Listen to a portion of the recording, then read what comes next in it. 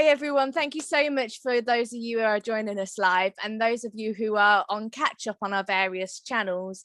You're tuning in to Finding the Why, and Finding the Why was brought about to combat the elitist systems that is within the art world.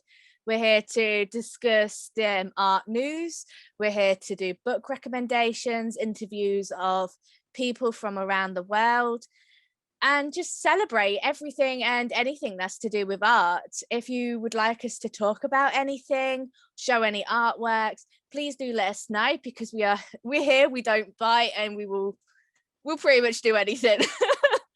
Within reason. Within reason, yes. So yeah, how has your week been, Sarah? Interesting. My back, and I believe your back went too, so there's another commonality that we have. I was in the middle of doing some weights and I forgot to engage properly, and I kind of came up out of the squat, and yeah, it hasn't been the easiest of weeks, but they love to go walking in nature, and I've got the local dean and the local park. Normally joyful, but aided by those chavs of the sky, them seagulls, and they've been quite a menace. I watched one completely dive bomb a heron in the middle of a pond today, again and again and again. And it wasn't deterred, but I returned later and I saw one fly off with, I think it was a coot chick, and it was like I'd been there earlier that day, and I've seen how small the chicks are, so it was quite distressing, really. You forget, generally speaking, how harsh nature can be. But there you go. It's been up and down. How's yours been, Kirstie, apart from the back? Oh yeah, I mean, it's like the same. My back and my neck is just completely gone. So I'm trying to take a sick week, but still doing a lot for the gallery. And this week, I mean, we're talking about pop-up exhibitions, and I'm literally in the midst of starting to receive all of the Petri Dish project artists back. So literally in 24 hours, I got 25 in the post. I think my postman hates us, but he hasn't spat on anything or thrown anything away. So, so a couple of shout outs from ones that have stood out to me so far. We've got Cameron Lings here. We've got Lindsay Lloyd, Emily Rose Paris, Yvette Appleby's, and Barbara Jones. I hope I've got all the right names for the right Petri dishes. It's all off the top of my head, but it's been astounding what people have been sending back to me. It's such a good idea as well, kind of a manageable size project rather than kind of having to stress about almighty canvases and rolling up, giant pieces of paper and stuff. So yeah, it's so true. Fingers crossed it all goes well. We've got the physical exhibition next month and online one the month after. The book, it's all being printed in a book, and pre-orders go live I think August or July as well. I'll have to double check that, but everything's starting to be photographed, everything's getting ready to be sent to the publishing house, so it's all coming together. It's a lot of work, but it's coming together. I'm really looking forward to your bad poetry project as well. Yes. I think yeah, the gallery is celebrating bad poetry, and World Bad Poetry Day is the 18th of August this year. So to celebrate, I'm offering 46 poems and artists the opportunity to be able to submit poems that go with artworks, out of place words on pictures, and the opportunity for free to be published in a small artist book. And what makes artist books so special is that they're not just regular old paperback books. They're interactive and fun to read, as well as enjoying the art. They're an artwork within themselves, which is going to be so excited. And that deadline is next month, because I can't remember off the top of my head. I may submit by myself. Yes. I can't wait to see it. So news this week after all of that's going on.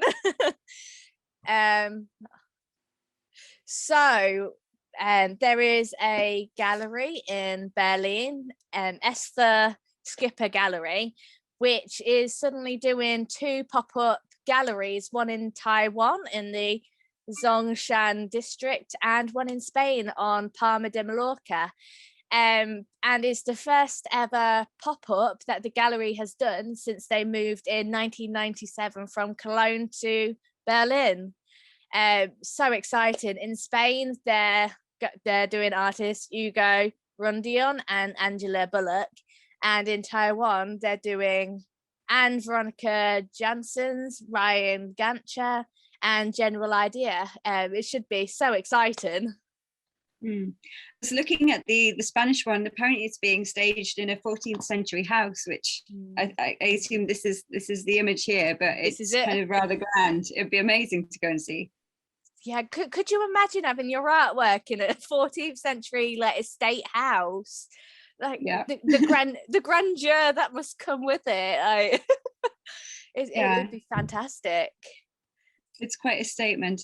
I was actually I was looking at some of the artists that are displaying in Taiwan, and I was looking at Ryan Gander in particular. He's a UK artist, and I kind of did a bit of Googling and found out a bit more about him, and found out how fabulous some of his artwork is. And apparently he's very prolific. He's an educator, and he's also a presenter of art shows, very much into, I think he describes it as neo-contemporary art, neo-conceptual art, should I say.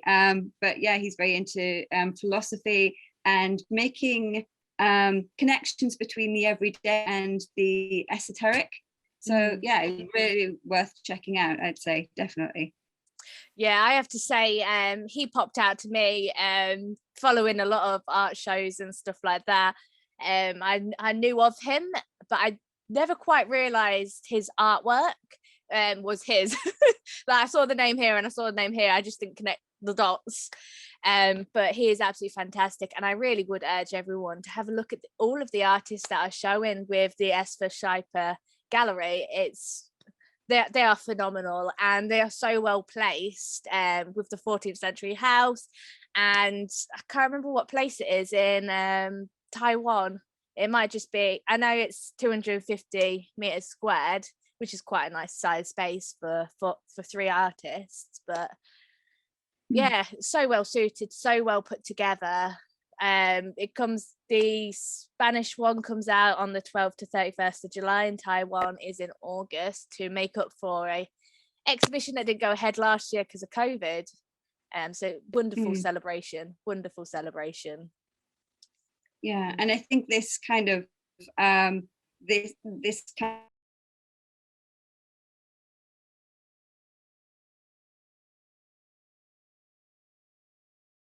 maybe. Wait, Kirstie, you're back. Oh, I'm back. What?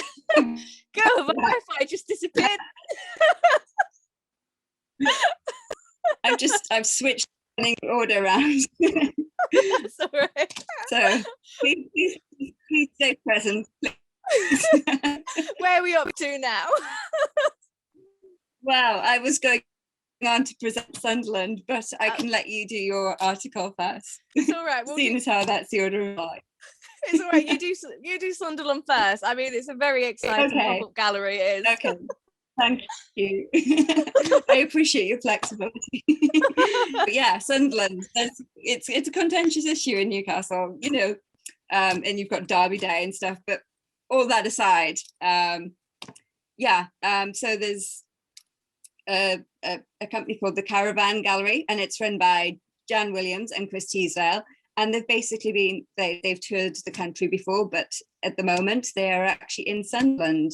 And what they are doing is actually inviting the community to submit their best images, or images that reflect the places that they know around the region, and kind of submit it with poetry. Sometimes, it can get quite reminiscent for people who've lived there all their lives. But they said they've been absolutely inundated with people wanting to make submissions, and even when it was coming to a close, there was still getting an influx of people wanting to join in.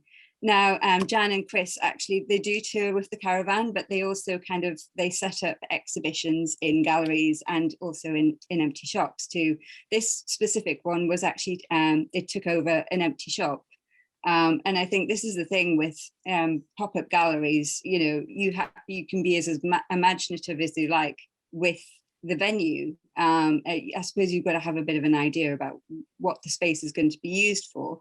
But it just goes to show there are things going on out there, and it's just a case of thinking outside the box. And at the moment, there are so many businesses, you know, sadly that have been closed during COVID, that there are these places that are becoming available, I guess. So yeah, that was a local bit of news. Yeah, I think it's fantastic, especially with COVID.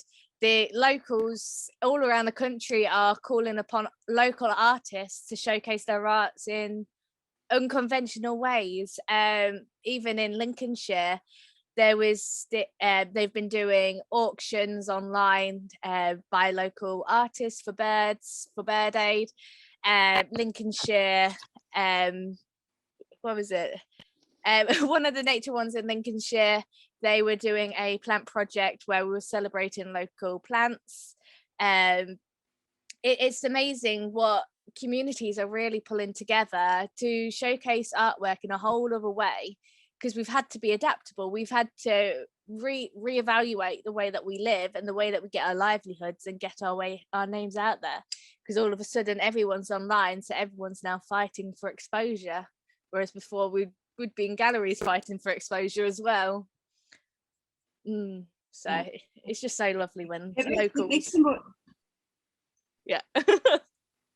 Yeah, absolutely. I think as well, you know, it makes you more innovative if you kind of, I mean, sometimes you have to push yourself not to depend on a gallery for exposure, or, you know, you might choose to go down that route anyway.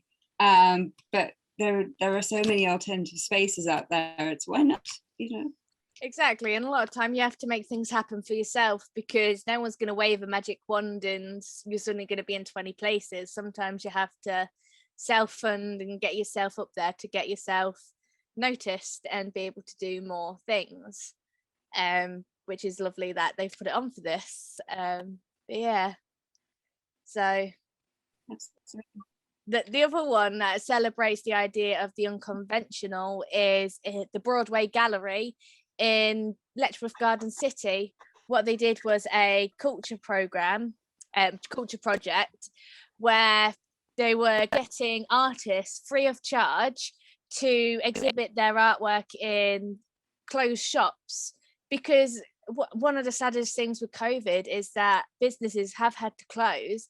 So you're going down high streets or through towns and suddenly it's empty shops. There's no one there. No one, like, it's just such a, I'd say, like a waste of opportunity. And it's so depressing to see that you could literally see businesses deprived of people, of money, just of life, and to be able to bring it all back to life as well as providing artists opportunity is such a brilliant idea. And it was such beautifully done. And I want to shout out some of the artists that were a part of the culture project.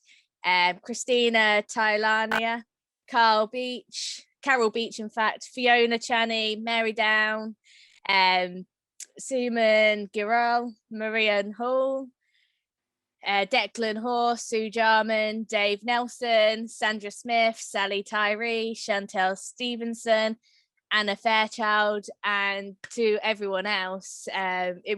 You really livened up the town and you put culture back into the town, and yeah, it made it so much more interesting, and it was so well put together and really exciting. Using kind of shops in places where you get that footfall, where, you know, you've got of people who may not actually consider going to galleries. You all of a sudden get this whole new audience, and hopefully people who develop a whole new appreciation of art and exposure of emerging artists, which I think is really important, because it is not exclusively, I guess, but kind of generally speaking, emerging artists are possibly people who are like doing pop-ups more so. And it certainly does look better than just an empty shop sat looking all sad and lonely. And you know, it does, shops do start to look derelict sometimes when they're just left vacant. So it's a great way to engage the community, I think. It's so true. And again, I mean, it's really easy to do. I mean, Broadway Gallery is a public gallery and able to offer these sorts of things free of charge for artists. But if you're sat at home watching this and you go, well, I want that footfall, I want to give that a go, there are shops near me who still can't open, nightclubs with big windows that still can't open, literally give them a ring. Say, look, I understand that you're not getting the money in to pay rent. How about I pay you this amount of money, like basic rent, to be able to take up your window, so you're getting money in your pocket to stay open, to thrive for when you can reopen. You're getting exposure in a busy place where people may not necessarily see your work before because they don't want to go to galleries. It's just such a win-win thing to do, and it's so easy. All you need to have that guts and get the opportunities when you can get them and where you can get them, because it was such a brilliant idea. And I know that some of the artists that were a part of this culture project, they managed to make sales. They've got commissions of people that would never necessarily have known their work. It's such a fantastic idea. And I would urge people to do it themselves as well, because you never know. Absolutely. I think we're going to go on to discuss pop-ups and hints and tips. Yes. But I didn't know whether you wanted to discuss kind of any of your experiences with pop-up exhibitions. Yes, I've got almost a decade's experience in organising pop-ups, both for myself and as groups of collectives and stuff. And I think some of my experiences, I think most of them have been positive, and they've been more successful than I've realised they were going to be. But I think organisation and communication have been one of the biggest failures. Well, I wouldn't call failures, I mean setbacks, to some of them, because you could be in big committees and realise that actually only 2 or 3 people are carrying the entire thing, whereas the others aren't really pulling their weight, and realising, okay, so even though I have this job, sometimes you have to take up more and more jobs to make it a success, because at the end of the day, it is your reputation as well as everyone else's. But other than that, I'd say mainly positive. It's just so successful. You meet so many lovely people that come in and see your artworks. And yeah, I mean, they've been made. That's my experience with them. We've done it in gallery spaces. We've done it in literally on sidewalks and billboards. We've one for the future with the gallery that should hopefully be out towards the end of the year. We're doing a red post box challenge, where people will be submitted and we'll be around London in the red phone boxes. So you literally anywhere can be an art gallery, and anywhere you can show your art. I know a lot of people who have done projects and been really successful when they hire the tube station billboards and stuff just to put up their artwork. Yeah, it's exciting. Right. What have your experiences been with them? So before I departed for Africa the last time, there it goes again. So I am a therapist by trade, and I had my therapy practice, and because I kept on upping and offing, I kind of figured I needed to kind of give up the space, because I was going to be away for a while. And you know, my theory is it's a short life. You really got to grab it by the balls sometimes, and just, if you can, go off and do what you feel like your heart needs. So yeah, about 2 weeks before I left for Africa, I was closing the business and vacating the premises, and something in the back of my head goes, I know what, I'll have an exhibition. So literally within a week, I organized the exhibition. So I did pieces from my nocturne nocturne cityscapes, and I also had a bit of my blood and Lily's work, because they seem to go really well together, and it was kind of a good experience in curating and kind of seeing how it all worked. And very fortunately, I had a client who was a professional art installer, so he used to go up and down the country installing exhibitions, and so we kind of swapped. It was perfect. He needed his back sorted, I needed my art put up on the walls. I kind of sorted food and drinks. I got my framing done ultra quickly and all the mounting. It was extremely stressful. I wouldn't ever suggest anybody themselves to organise including the promotion, especially if they're leaving the country and they've got 1,000,001 other things to do, but it is doable. It definitely is doable. And it was such a big confidence boost, because you're just thinking, well, I'm taking charge of my career. It went so well. Literally, kind of, I decided to run it extra half day, just to kind of get some people who'd said, oh, I can't make the 2 days that it was originally. So I kind of opened up for another half day. But by that point, I was literally on my knees, just kind of crawling to the door, opening to come in.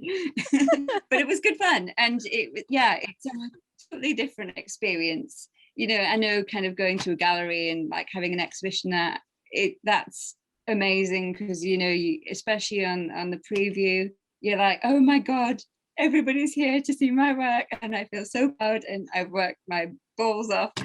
But yeah, kind of taking charge of like your career like that. And I think that's one of the things about pop-ups, is you can maintain that autonomy, and it gives you that curator's experience, curatorial even.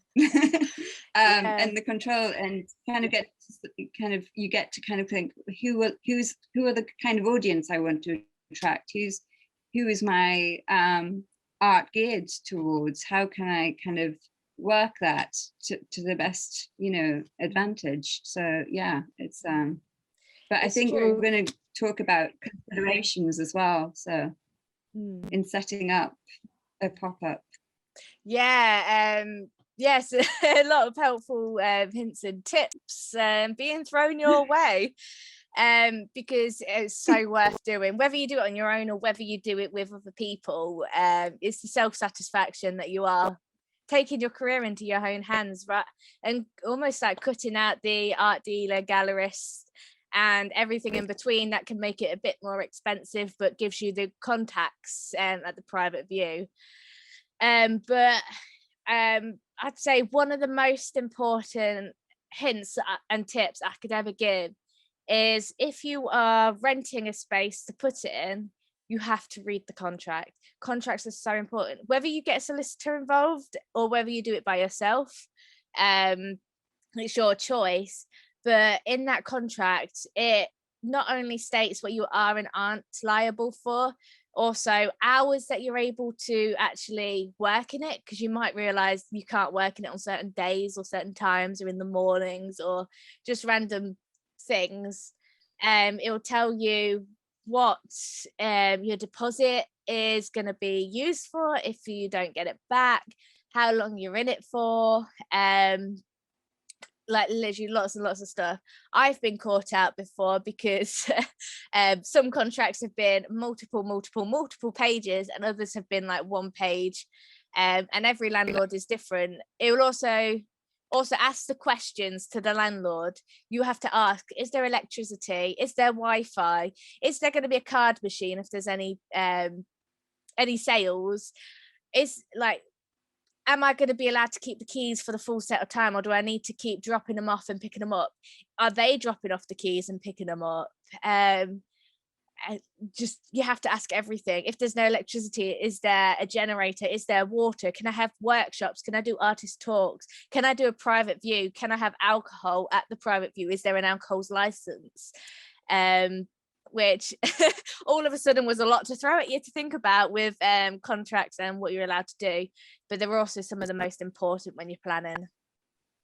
Yeah, I think license for alcohol only really applies if you're going to sell it, doesn't it?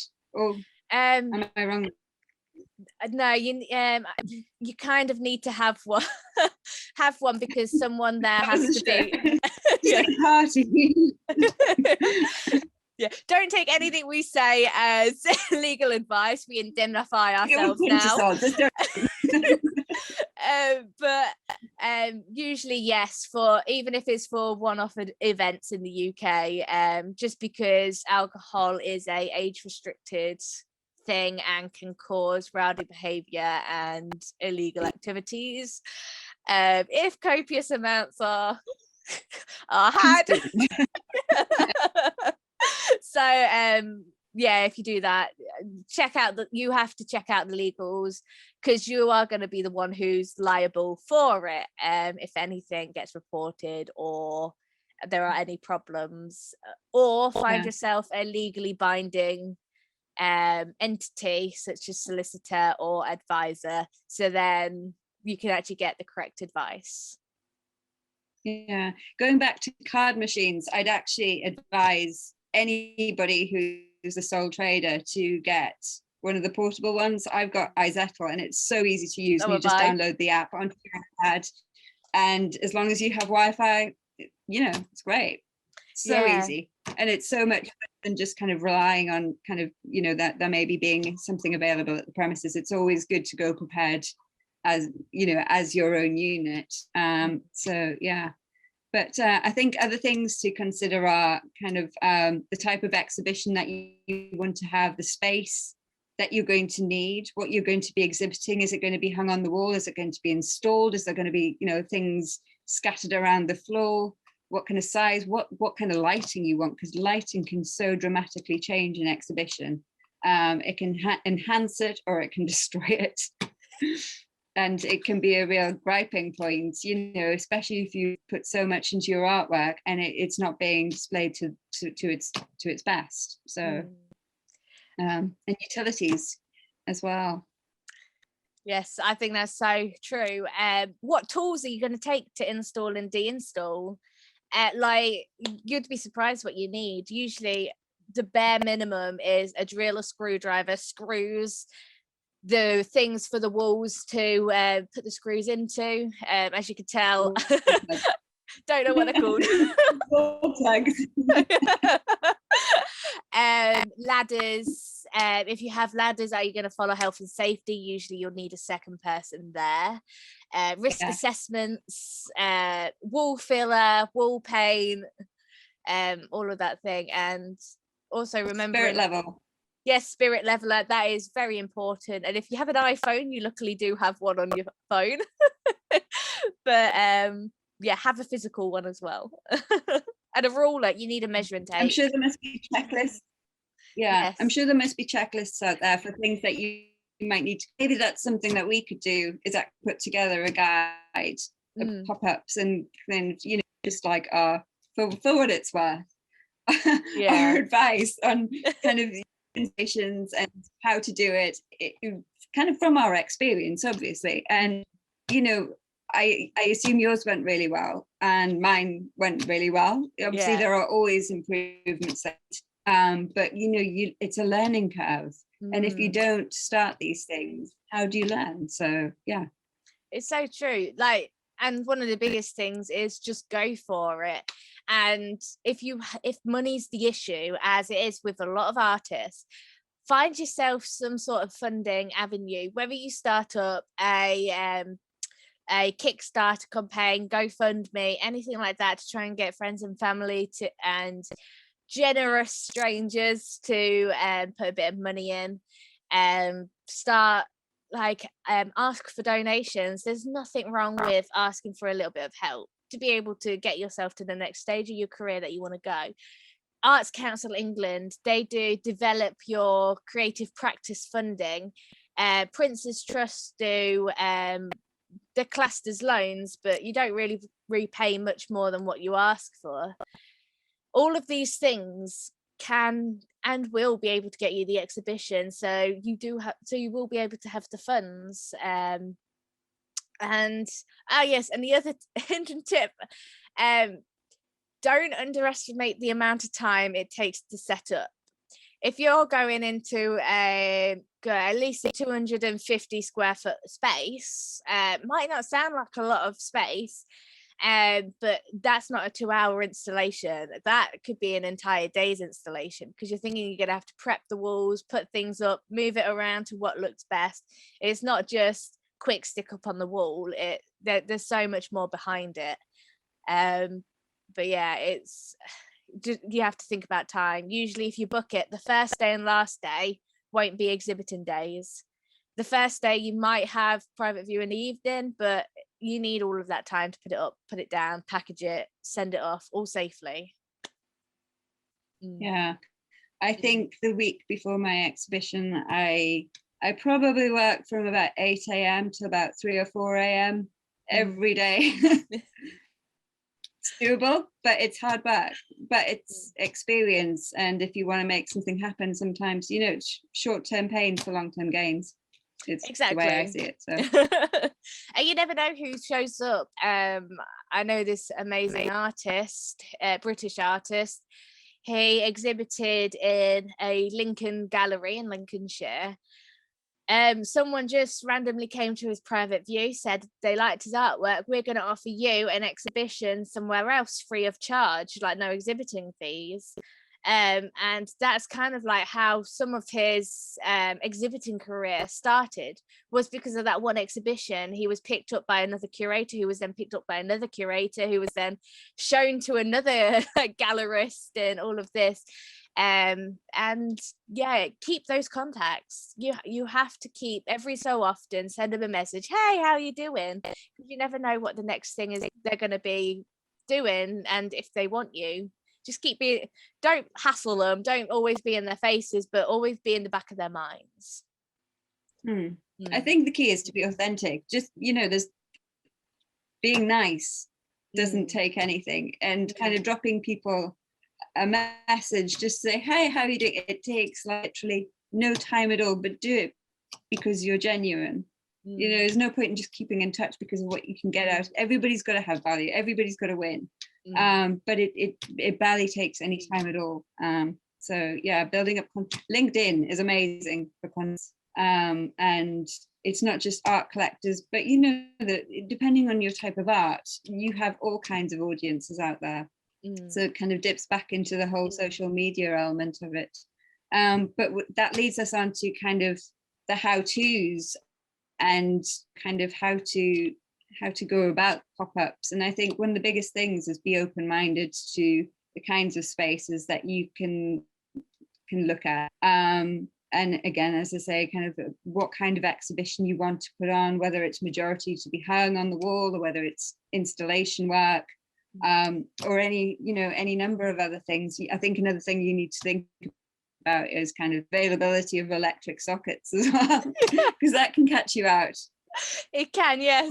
Quite badly. It's all great you have electricity, but if you have 5 screens and 4 plugs.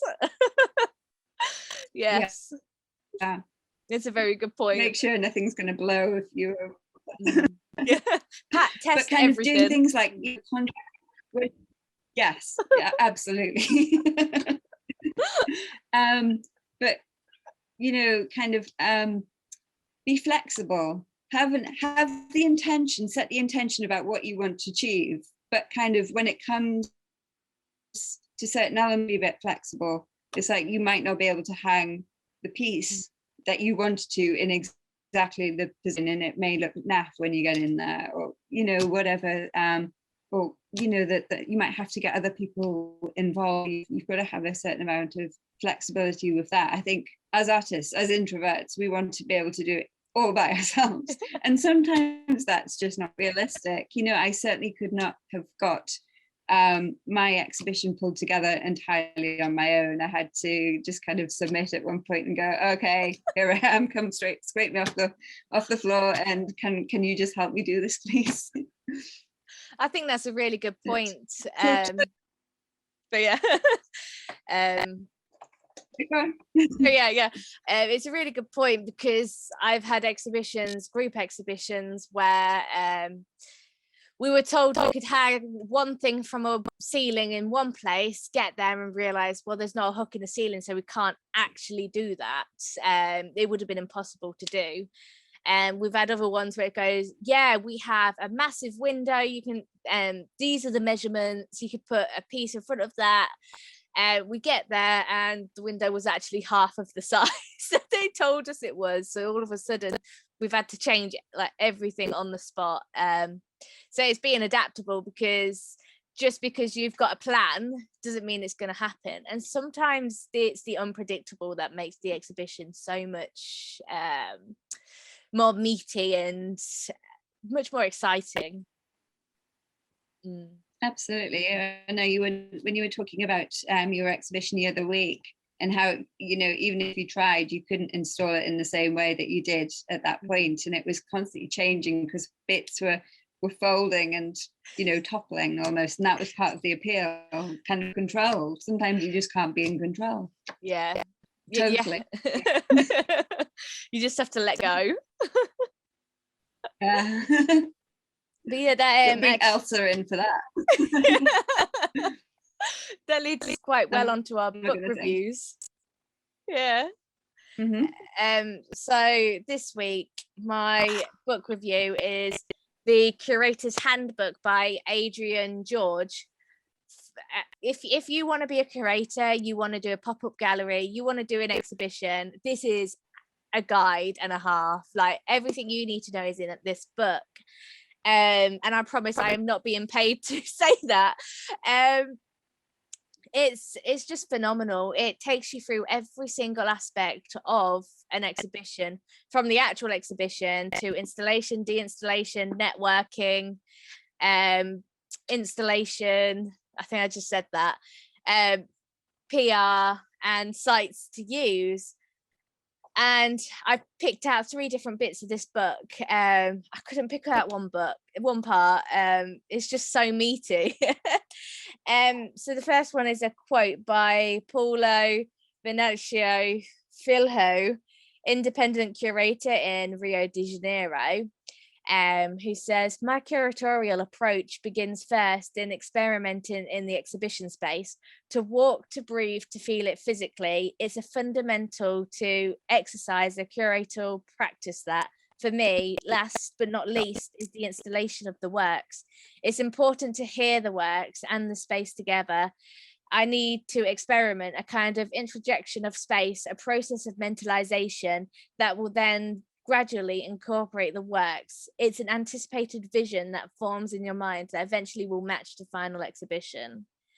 And that quote weighs so heavily with me, because if you go in a space, say you're doing this, and you're not taking note of the architecture of the actual space and visibility of everything, then it's not going to be a very successful curatorial exhibition. You have to, just because one set way of curating an exhibition works well in a church doesn't mean it's not going to work well in a bowling alley. Some random off my head things. So it's important to understand the space that you're in. It then has, for if you're doing an exhibition, always have a private view, always do an event such as a workshop or a talk or something like that, because it brings people back. And if they come back, they're going to keep seeing. And if they keep seeing, then they'll probably buy. It takes people a couple of times to really commit to buy artwork. And some of the do's and don'ts, so do take your time to think before you answer anything that they ask you. Keep to your area of expertise. Admit if you don't know or cannot answer a question. People prefer honesty. No one can be bothered with the the ignorance and the waffle. Like, talk from the heart and what you do and don't know. Stick to facts, be energetic and enthusiastic, because that will be reverberated and shared with the person you're talking to.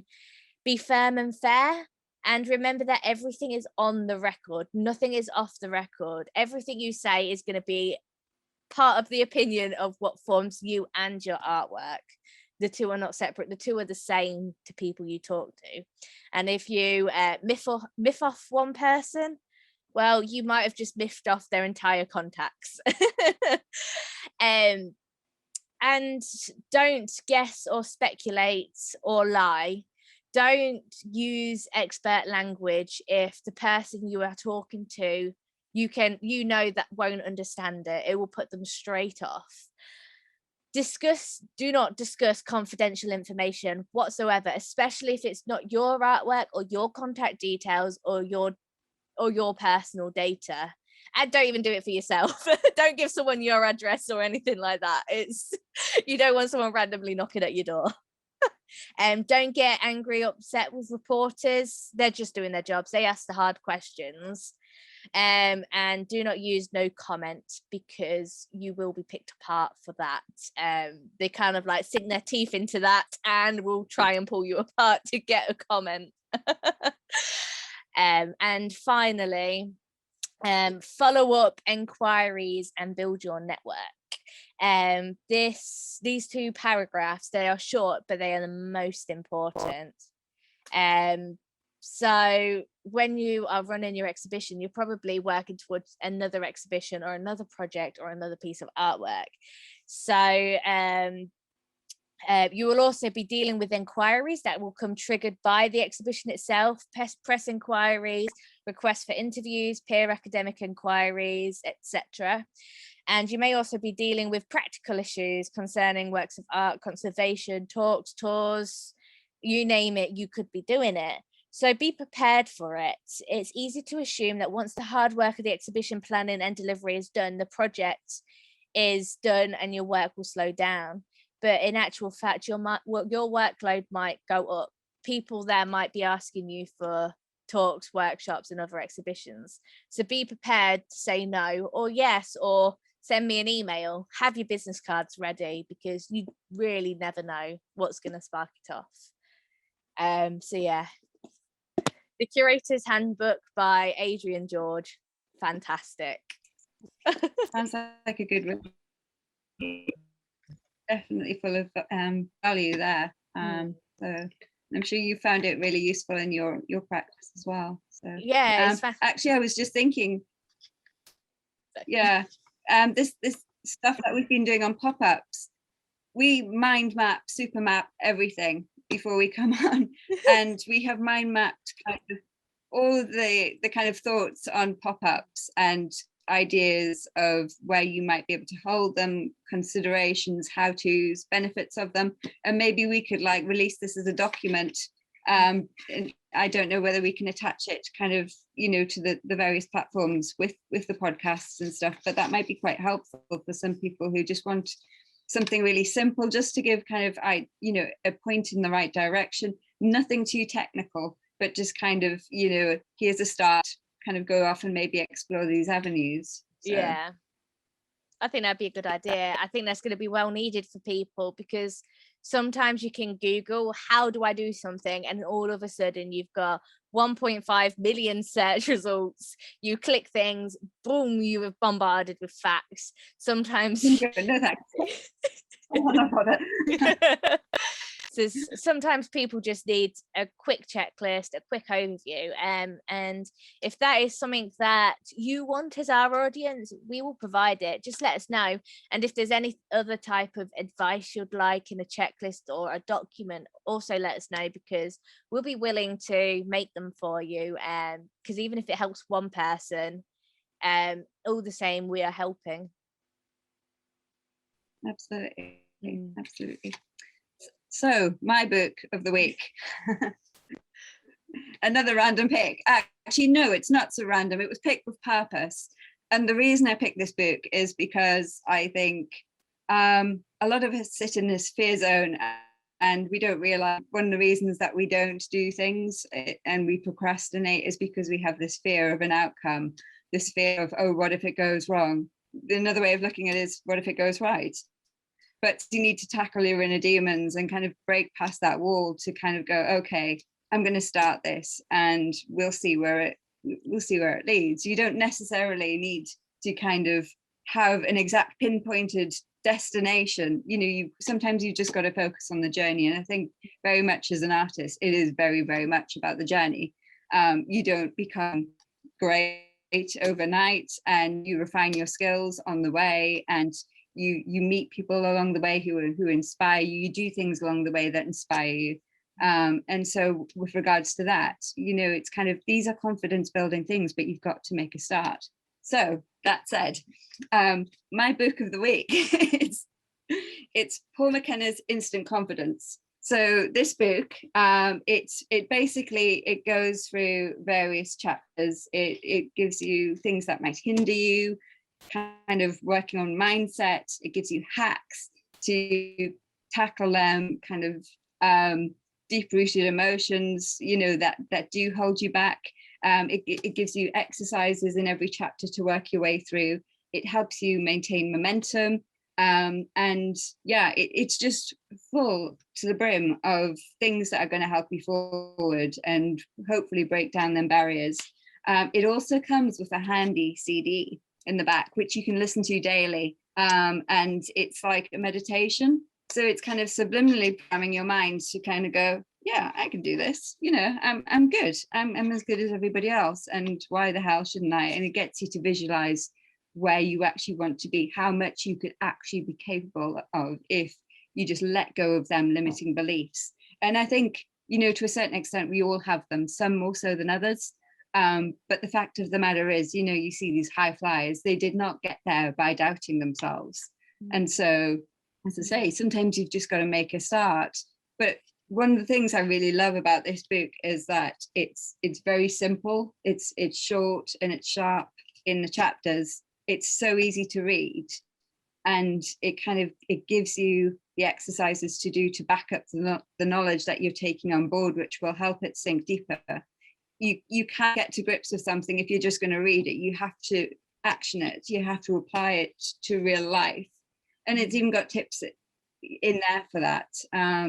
So yeah, I'd say this was kind of, this should kind of be on more people's bookshelves. I mean, there's so many self-help books out there, to be fair, but you kind of think, oh yeah, self-help. I just want to stop feeling anxious. I want to feel happy. I want to feel that. But sometimes you forget that if you were happier per se, then your career might be going better, and you might be taking more risks. Again, you don't get anywhere spectacular without taking risks, because otherwise you're sat in your comfort zone. I'm not talking about jumping out of a plane without a parachute by taking a risk. I'm just, kind of, with regards to kind of pop-ups, it's an ideal scenario, kind of, because even Kirstie was saying on her degree, there were so many people who kind of backed out because they kind of left it in somebody else's hands. Now, one of the reasons that a lot of people do that is because they don't feel capable, they don't feel worthy, they don't feel like it's something they can accomplish. And it's really, glass ceilings. You just have to start breaking them. And yeah, there's this thing called cognitive dissonance, and it's basically our minds seek out what they are familiar with to back up our core beliefs. And you forget the core beliefs were kind of, so somebody might have told us we're a bit crap at some point, or society's dictated something for so long, and you kind of go, yeah, I just have to accept my lot, and it's like, no, there is life beyond that. And I think these kind of things are really good at kind of re-educating the brain and re-educating people as to kind of setting new goals, things that are beyond what they would normally set themselves up for. Learning that failure is a part of life, and without failure you don't learn. You cannot achieve 100% success 100% of the time, but even if you fail, you're one step further ahead than if you didn't try at all. So yeah, I'd definitely rate this book. The meditation just kind of makes, well, I find it kind of easier to sit up without falling asleep. Yeah, as I say, kind of it's got 4.5 stars rating on Amazon as well. So it's worth picking up. Wow, So that sounds fantastic. That's my review. And what's jumped out at me, you saying that being happier, you probably will push further. And I have to say, I cannot express how true that is.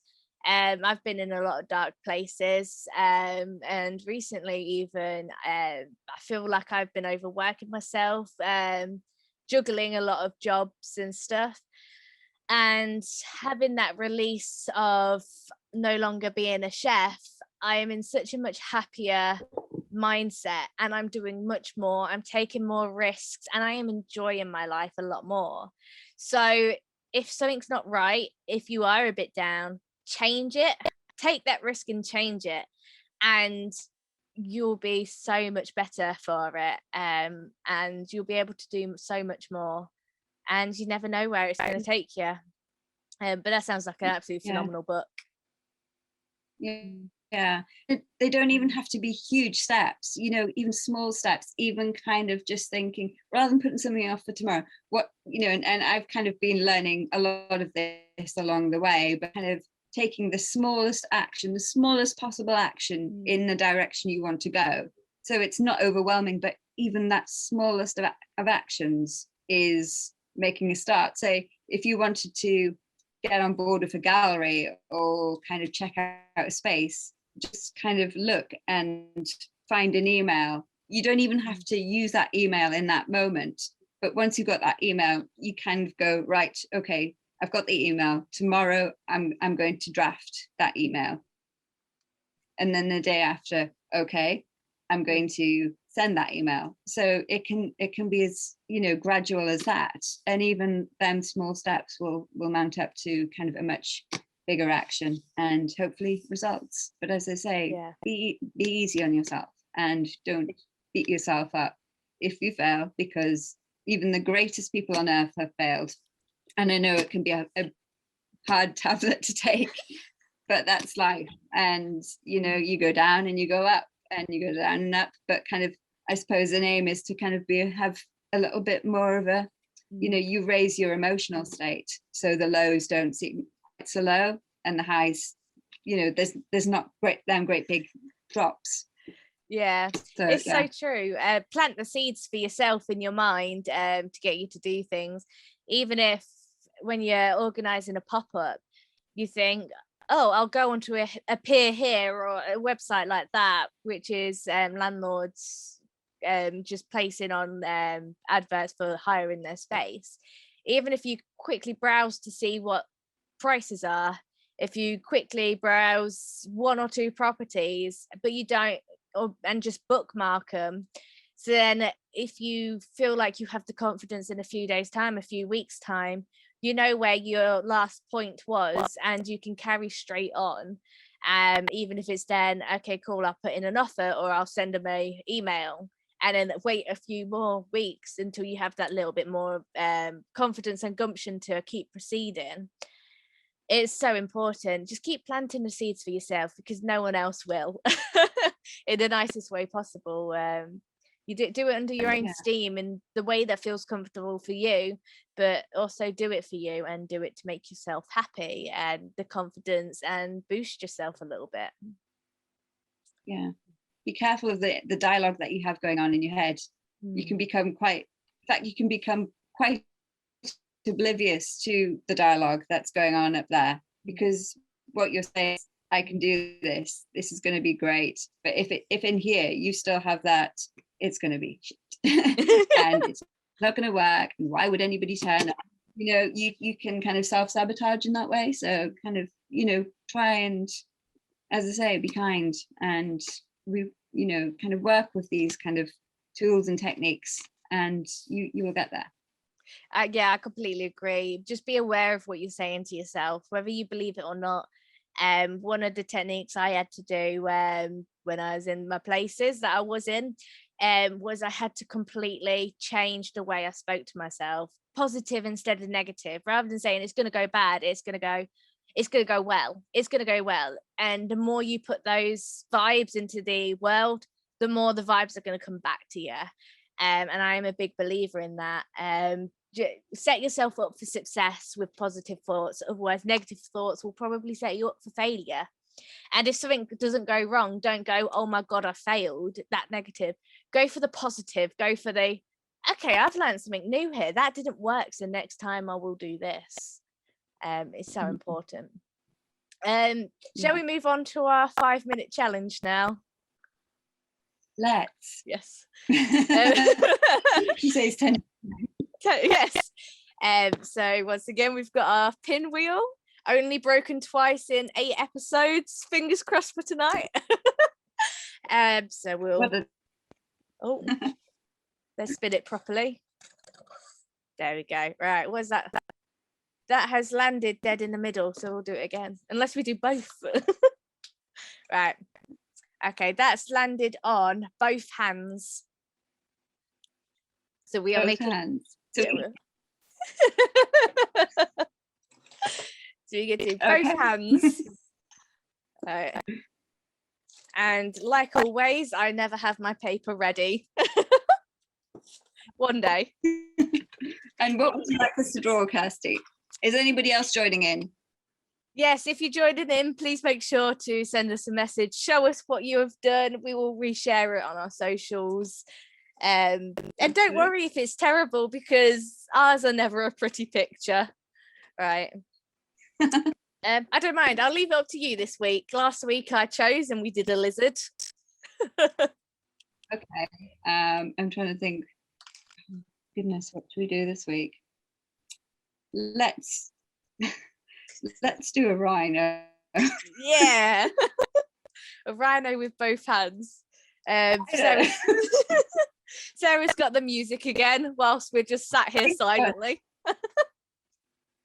Yeah, for those who like a bit of old school stuff, we have the Travelling Wilburys. Both Kirstie and I are big fans, so there you go. And here we have light. I feel like a DJ.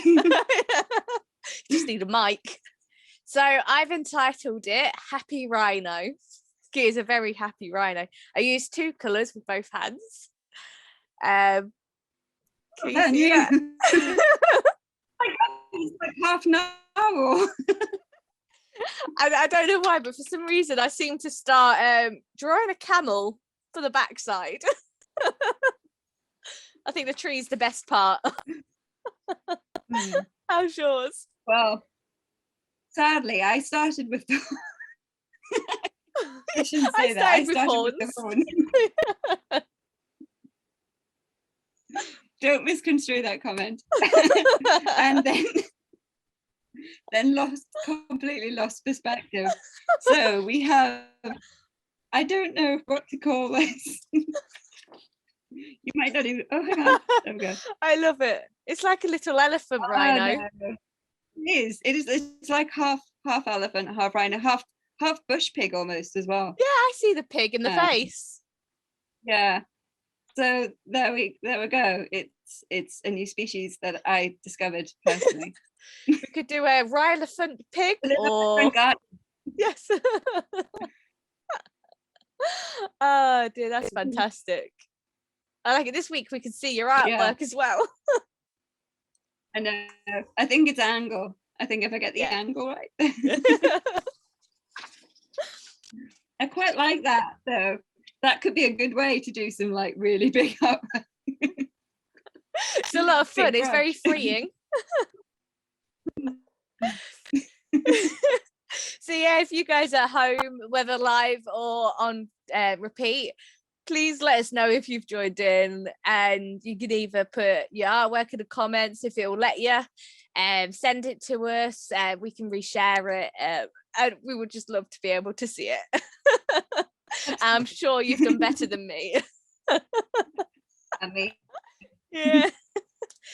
So don't forget to subscribe to our YouTube channel, like our videos, put a comment what you don't like, what you want to see from us, anything that jumps out you want us to hit on next week. And yeah, share our stuff, join our Facebook group, follow us on Instagram. It's all Finding the Why podcast, very easy to find. And don't forget to tune in this week because we have a super special guest. Oh yes, we have Frances Ackland Snow. She is absolutely phenomenal, and it will be about art and well-being and mindset. So if that is something that you struggle with, or creative blocks or anything like that, please make sure to come next week. She is fantastic. This is literally her livelihood, is putting on workshops for this. So do make sure you're there. Absolutely. Yeah. So yeah, just remember to book your ticket, share it with your friends, get them to it. It's all free. And it's just a nice night of getting away from the serious lives of being an artist and living in the art world, or even if you're not an artist and just want to come here for a little laugh and join in. Yeah, hopefully we can make you, yeah, or you can laugh at us. Exactly, either laugh with us or laugh at us. Okay then, well, but thank you for joining. Yes, thank you so much. See you next week. Yes, we'll see you next week. Have a good week. And yeah, just let us know what you've been up to. We'll see you soon.